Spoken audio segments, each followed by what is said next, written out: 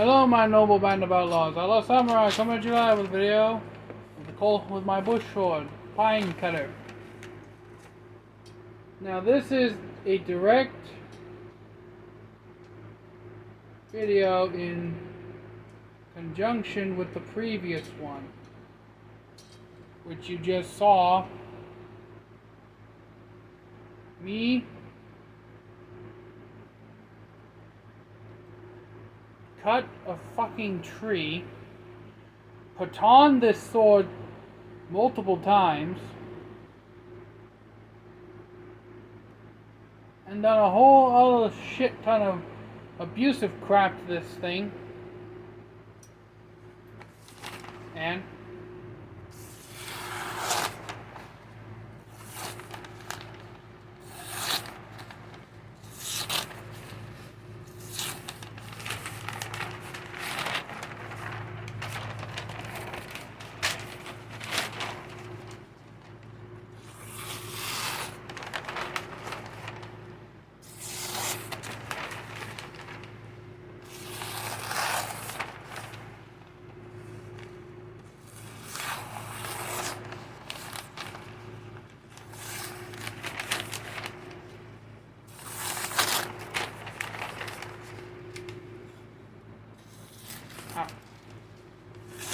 cut myself again with this bat.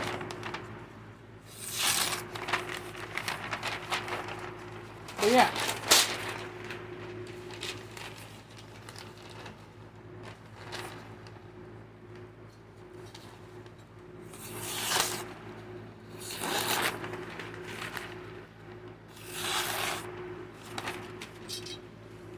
I think that very much shows the edge retention on these cold steel swords. If it did that to newspaper. Regular stock paper ain't no problem. And look at this shit.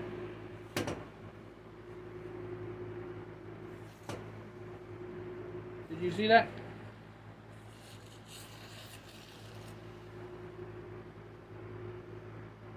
Paper fucking towel. Mic drop. That's the very definition of show me, don't tell me.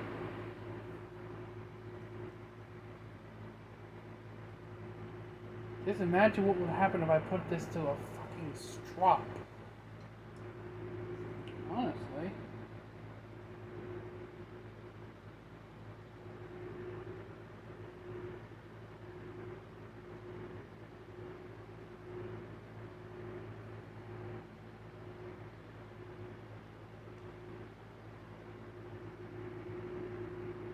No.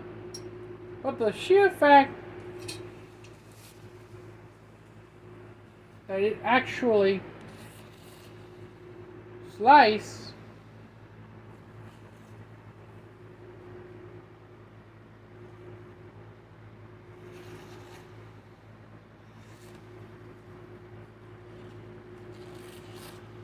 through a paper towel.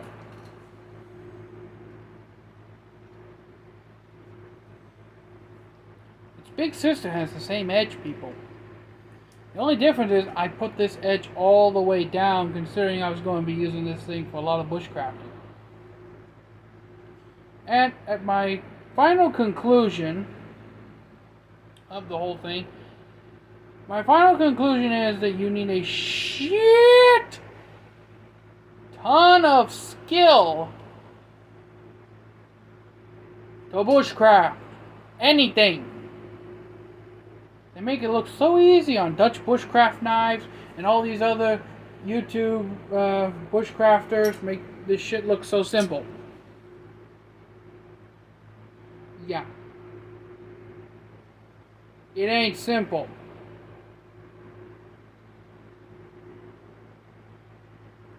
I cut myself putting the sword to baton something. But me being me, I just basically looked at it, said fuck it, and wiped the blood off on my shirt and kept going. Speaking of which, I need to wash my hands. They're filthy. So, show me, don't tell me. Y'all bag on cold steel, but when it comes down to it, Lynn Thompson delivers. I gotta say, the fat boy delivers. These swords ain't no toys. Well, they're toys. But these swords don't come to play, okay, I say?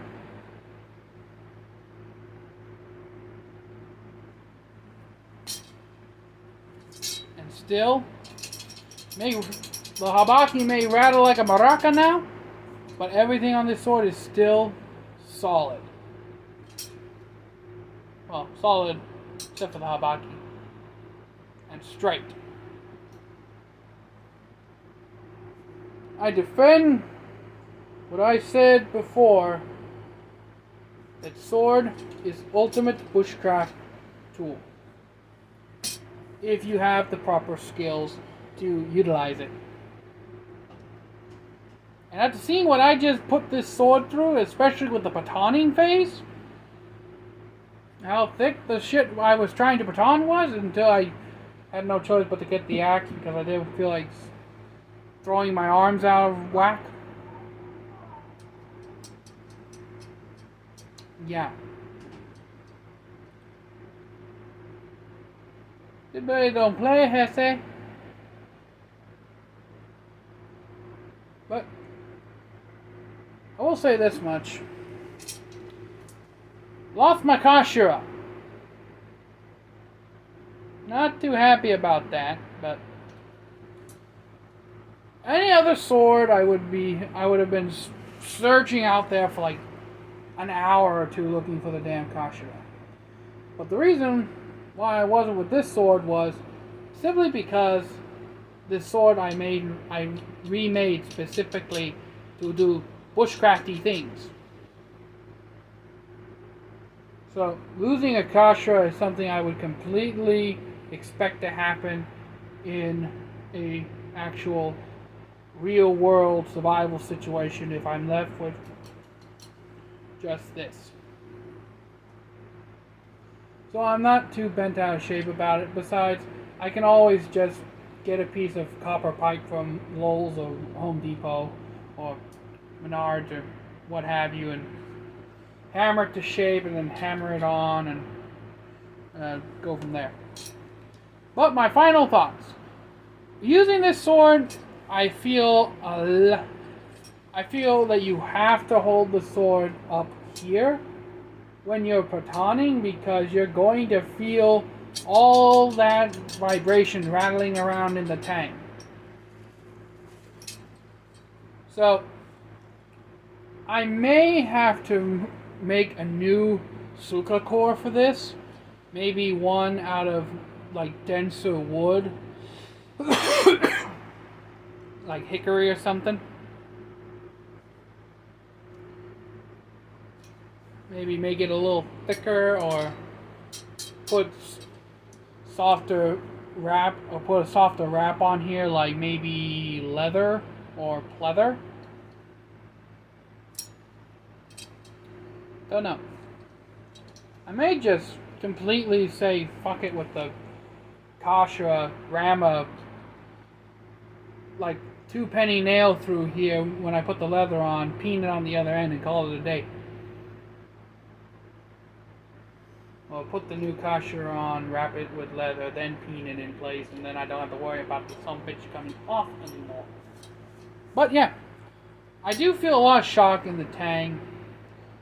I found out that it's best to use this portion of the blade for batoning about an inch above the habaki. It is the thickest part of the blade, so it will force the wood apart the best. Instead of my dumbass trying to baton near the center of percussion. But yeah. Final thoughts? Cold steel? If you're ever thinking about making a survival line of swords, come give me a call, okay? Aside from you, I think I'm the only other YouTuber that does a whole lot of cold steel shit. So yeah. You get a lot of harp in the fittings, but like I said in my review of the Warrior O Katana, when you're paying these high prices, well, high prices now, but this sword retail for Cult of Athena I think was like $400. And like I said, about $50 went into the fittings. About $75 went into the iron fittings, and then $25 went into the scabbard. The other $300 you're paying is for the blade itself. Fittings are just extra. You don't technically need a Suba or any kind of handguard on a sword. All you really need is a wooden wrap, grip,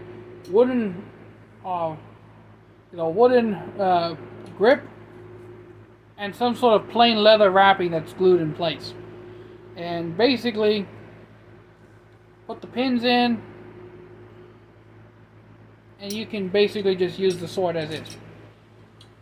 So yeah, Cold Steel.